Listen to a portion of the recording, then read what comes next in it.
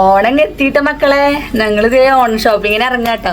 പിള്ളേഴ്സൊക്കെ ഇത് എക്സാം ഒക്കെ കഴിഞ്ഞ് വന്ന് റെഡി ആയിട്ടുണ്ട്. അമ്മാസിനെ വിളിച്ചിട്ട് അമ്മാസ് വരുന്നില്ല, അമ്മയ്ക്ക് വയ്യാന്ന് പറഞ്ഞ് അവിടെ കുറേ നടക്കണ്ടേ. അങ്ങനെ ഇത് അമ്മലോട്ടനെ സ്കൂളിൽ നിന്ന് എടുക്കണം. അപ്പം നമുക്ക് പോവാട്ടോ. ഞങ്ങൾ പോയിക്കൊണ്ടിരിക്കട്ടെ. അമലിനെ 3:30 സ്കൂളിൽ അവിടെ 3:30 ഞങ്ങൾ അവിടെ എത്തണം. 3:30 അവിടെ എത്തിയില്ലെങ്കിൽ അവൻ ഇങ്ങോട്ട് വീട്ടിലേക്ക് പോരും. അവനറിയില്ല ഞങ്ങൾ ഇന്ന് ഇത് പ്ലാൻ ഇട്ടത് അറിയില്ല. പ്രഷടം പറ്റുന്നാ പറഞ്ഞത്. ഇന്ന് ഒഴിവുണ്ട്, ഇന്ന് ഡ്രസ്സ് എടുക്കാൻ പോവാന്ന്. അങ്ങനെ നമ്മൾ അമലിൻ്റെ സ്കൂളിലൊക്കെ ഇത് എത്തിയിട്ട് ഞങ്ങളവിടെ വെയിറ്റ് ചെയ്യാം. അപ്പോഴേക്ക് ഇതേ അമലോട്ട് എത്തി. അവളുടെ എക്സ്പ്രഷനൊന്നും ഞങ്ങളെ പെട്ടെന്ന് കണ്ടൊരു എക്സ്പ്രഷനൊന്നും ഇടാണ്ട് ആളുടെ കയറുന്നത്. അങ്ങനെ അമലിൻ്റെ സ്കൂളിൻ്റെ ഫ്രണ്ടിൽ ഒരു പപ്സും ഇതൊക്കെ കിട്ടണ ഇതുണ്ട്. അവിടെ തന്നെ ബേക്ക് ചെയ്യണത് കേട്ടോ. ബ്രെഡും ഒക്കെ കുറച്ച് റേറ്റിലും വ്യത്യാസമുണ്ട്. നല്ല ടേസ്റ്റാട്ടോ അത് കഴിക്കാൻ വേണ്ടിയിട്ട്. അപ്പോൾ ഞങ്ങൾ പോകുമ്പോൾ ഒക്കെ കഴിക്കും. അങ്ങനെ അവിടെ നിന്ന് ഞങ്ങളിതേ പിന്നെയും പോയിക്കൊണ്ടിരിക്കുകയാണ്. പിള്ളേഴ്സും അമലുട്ടനും ആരാധ്യക്കൂട്ടനൊക്കെ ഭയങ്കര ക്ഷീണമൊക്കെ ഉണ്ട് കേട്ടോ. എക്സാമൊക്കെ അല്ലായിരുന്നു. അപ്പോൾ നമ്മൾ രാവിലെ എണീറ്റിട്ടും കുറച്ച് നേരമൊക്കെ പഠിക്കും. അപ്പോൾ ആള് ഉച്ചയ്ക്ക് വന്നാൽ കുറച്ച് നേരം കിടക്കാറുണ്ട്. ഇന്ന് ഉച്ചയ്ക്ക് വന്നിട്ട് കിടന്നിട്ടില്ല. ചോറൊക്കെ ഉണ്ട്. അമൽ വരുമ്പോൾ അമലിൻ്റെ സ്കൂളിലേക്ക് എത്തണമല്ലോ. അമലിനെ എടുത്തിട്ടല്ല പോവാൻ. അല്ലെങ്കിൽ അമൽ തിരിച്ച് നമ്മുടെ വീട്ടിലേക്ക് വന്നിട്ടൊക്കെ പോകുമ്പോൾ അത് കുറേ നേരമായി. അങ്ങനെ ഞങ്ങളിതേ തിരുവമ്പാടിയൊക്കെ എത്തി. തിരുവമ്പാടി നടയൊന്നും തുറന്നിട്ടില്ല കേട്ടോ. 4:30 ആയിട്ടാണ് തിരുവമ്പാടി തുറക്കുള്ളൂ. അപ്പോൾ അതുവരെ ഇങ്ങനെ നടയൊക്കെ അതേ അടച്ചിട്ട് കിടക്കുകയാണ്. ഞാൻ വിചാരിച്ചു 4 മണിക്കൊക്കെ തുറക്കുകയായിരിക്കും എന്നൊക്കെ. 4 മണിയൊക്കെ ആയപ്പോഴാണ് ഞങ്ങളവിടെ എത്തിയത്. പക്ഷെ 4:30 ആകുമ്പോഴേ തുറക്കുള്ളൂ എന്നൊക്കെ പേട്ടൻ പറഞ്ഞിട്ട് അങ്ങനെ ഞങ്ങൾ കല്യാണമൊക്കെ എത്തി. കല്യാണം എത്തിയപ്പോഴാണ് രസം.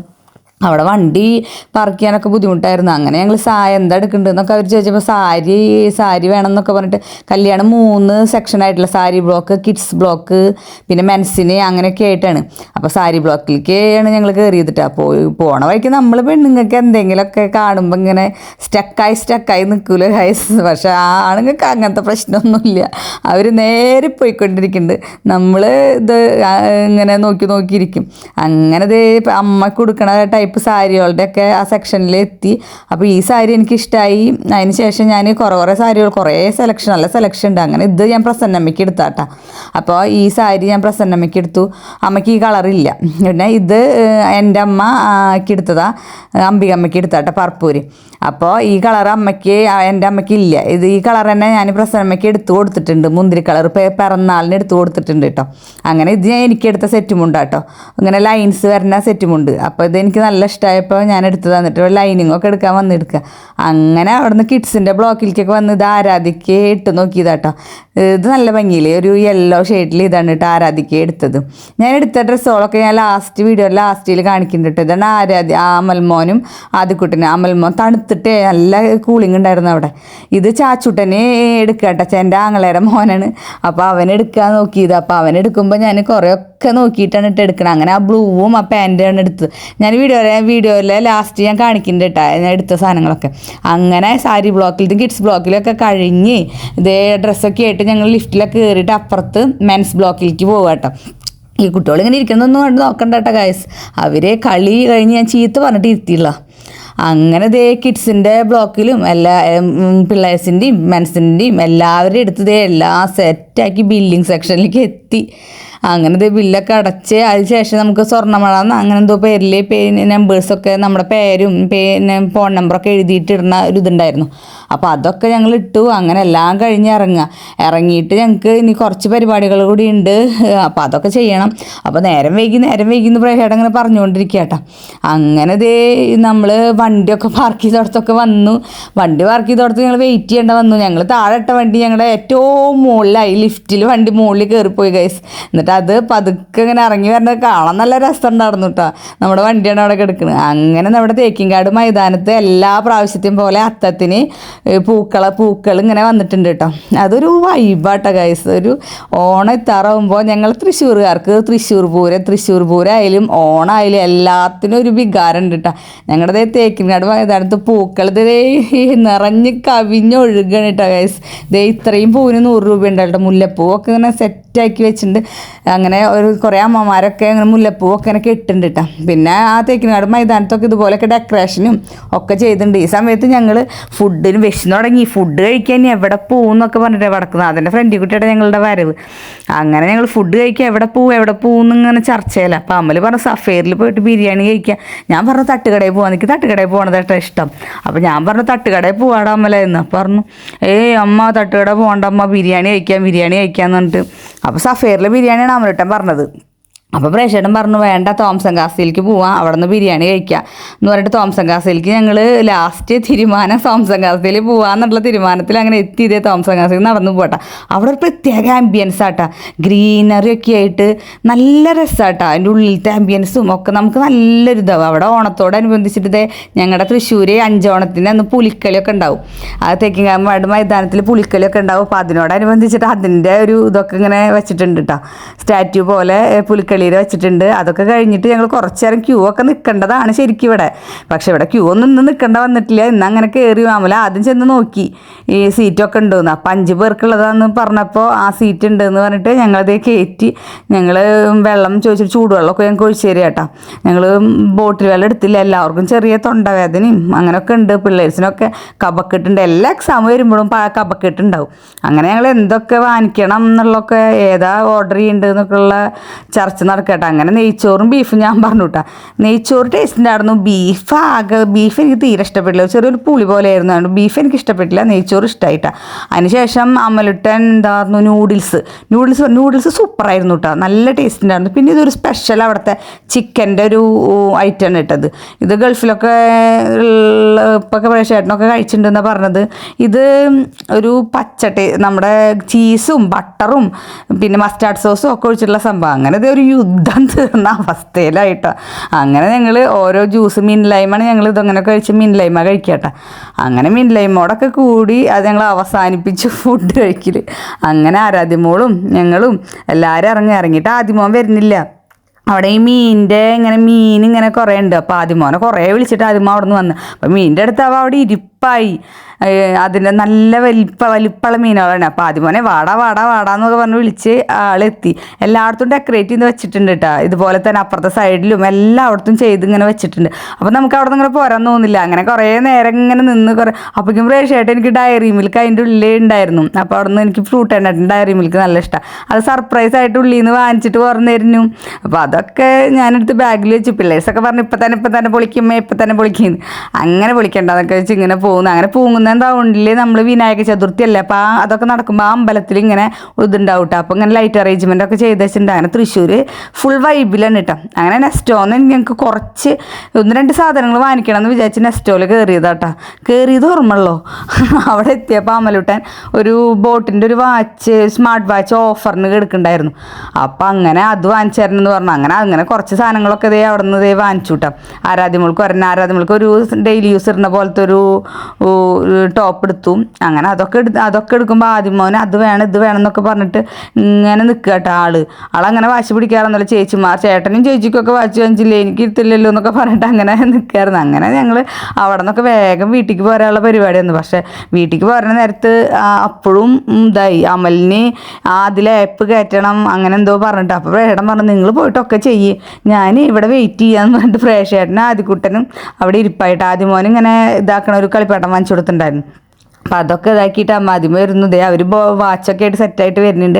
ആരാധ്യമോളുടെ വാച്ചാട്ടം ഇത് അവൾക്ക് വേണമെന്നൊരു സ്കൂളിലേക്ക് കേട്ടോ ഇങ്ങനത്തെ വേണമെന്ന് വെച്ചാൽ ഇവിടെ വീട്ടിലുണ്ട് കൈസ്. അതൊന്നും ആൾ കെട്ടാറില്ല കേട്ടോ, വല്ലപ്പോഴും കെട്ടുള്ളൂ.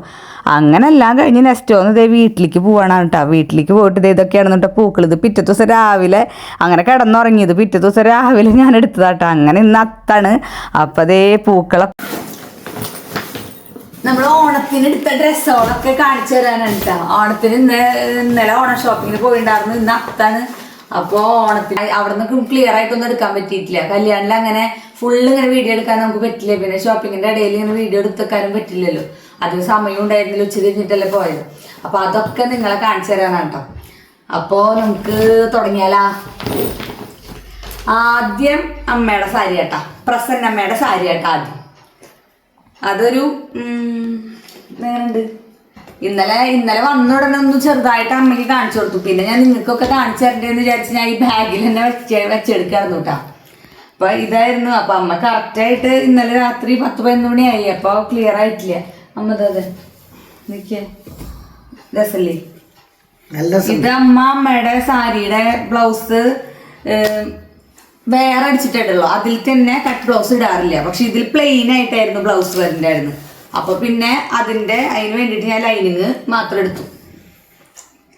ഭംഗിയിൽ ഇഷ്ടമായില്ലത്. ഏതാണ് ഈ ലൈനിങ് എന്ന് പറയാൻ എനിക്ക് മനസ്സിലായത്. ലൈനിങ് അല്ല, നമ്മൾ ഇതിന്റെ തന്നെ അടിച്ചിടുമ്പോ ഭംഗിയുണ്ടാവും. അമ്മ കട്ട് ബ്ലൗസ് അതിന്റെ തന്നെ സാരിയിൽ ബ്ലൗസ് അടിക്കാറില്ല, ഡിസൈനുള്ളൊന്നും അടിക്കാറില്ല. അപ്പൊ ഇതാവുമ്പോ കുഴപ്പമില്ല. ഇതിങ്ങനെ ഇതിന്റെ അടിയിൽ വെക്കുമ്പോ കണ്ടോ ഈ കളർ വരിക, സൂപ്പറായി. അങ്ങനെ അമ്മയുടെ സാരി അമ്മയ്ക്ക് ഇഷ്ടപ്പെട്ടു. ഇന്നലെ രാത്രി പെട്ടെന്നൊരു ഇതുപോലെ കാണിച്ചതാ. പിന്നെ ഞാൻ ഈ ബാഗിൽ തന്നെ അങ്ങനെ വെച്ചു. ഇനി അടുത്ത ആളുടെ സാരി ആട്ടോ. അത് എൻ്റെ അമ്മയുടെ പറപ്പൂരത്തെ അമ്മയുടെ അമ്പിയമ്മയുടെ സാരി ആട്ടോ. അതൊരു മുന്തിരി കളർ സാരി ആട്ടോ. ഇതാണ് കേട്ടോ കളറ്. അമ്മയ്ക്ക് ഞാൻ പിറന്നാളിന് അമ്മയ്ക്ക് ഞാൻ എടുത്തു കൊടുത്തത് ഈ കളറായിരുന്നു. പ്രസന്നമ്മയ്ക്ക് എടുത്തു കൊടുത്തത് ഈ കളറായിരുന്നു. അപ്പൊ അമ്മയ്ക്ക് ഇത് കണ്ടപ്പോൾ ഈ കളറ് ഞാൻ പറപ്പൂരത്തെ അമ്മയ്ക്ക് എടുത്തുട്ടാ. നല്ല കളറാട്ടാ, ഒരു മുന്തിരി കളറും യെല്ലോ ഒരു കോമ്പിനേഷനിൽ. ഇതിലും ബ്ലൗസ് ഉണ്ട്. അപ്പൊ അതില് ലൈനിങ് വെച്ചടിക്കാൻ വേണ്ടിയിട്ട് ആ ലൈനിങ്ങും കൂടിയിട്ട് അവിടെ നിന്ന് എടുത്തുട്ടാ. അപ്പൊ ഇത് അപ്പൊ രണ്ടമ്മമാരുടെ, ഒരമ്മയുടെ സാരി ഇത്, ഒരമ്മയുടെ സാരി ഇത്, ഇല്ല അമ്മക്ക് ഇഷ്ടമല്ല. അമ്മേരെ ഇങ്ങനെ ഇതൊക്കെ വന്നാലും അമ്മ വെട്ടിക്കളയും, അമ്മ അത് വെട്ടിക്കളയും. അങ്ങനെ അടുത്തത് കേട്ടോ, അടുത്തത് ഷർട്ടാണ് കേട്ടോ. ഇത് അമലിന് എടുത്ത ഷർട്ടാട്ടോ. ഞാൻ ആ എടുക്കുമ്പോഴത്തെ വീഡിയോയിൽ ഇത് ചെറിയൊരു ക്ലിപ്പ് ഇട്ടുണ്ടായിരുന്നു. അമലിന് ഇതാണ് അമലിന്റെ ഷർട്ട്. ഇതെന്നെ ആദിക്ക് ഇതിന്റെ ചെറിയ സൈസ് ഷർട്ട് കേട്ടോ. ഇതാണ് ആദിയുടെ. രണ്ടും ഒരേ സെയിം തന്നെയാട്ടോ. രണ്ടുപേർക്കും ഒരേപോലെ ഇടാം. ഇതേ ഒരു യെല്ലോ ഷെയ്ഡിൽ തന്നെയാണ് ആരാധ്യയുടെ പട്ടുപാവാട. അങ്ങനെ ആരാധ്യ മോളുടെ ഇത് അമലിന്റെ ആദിയുടെ ഷർട്ട്, ഇത് ആരാധ്യയുടെ പട്ടുപാവാട കേട്ടോ. ഒരു വെറൈറ്റി ആയിട്ടുണ്ട് പട്ടുപാവാട. ഇതാണ് കേട്ടോ.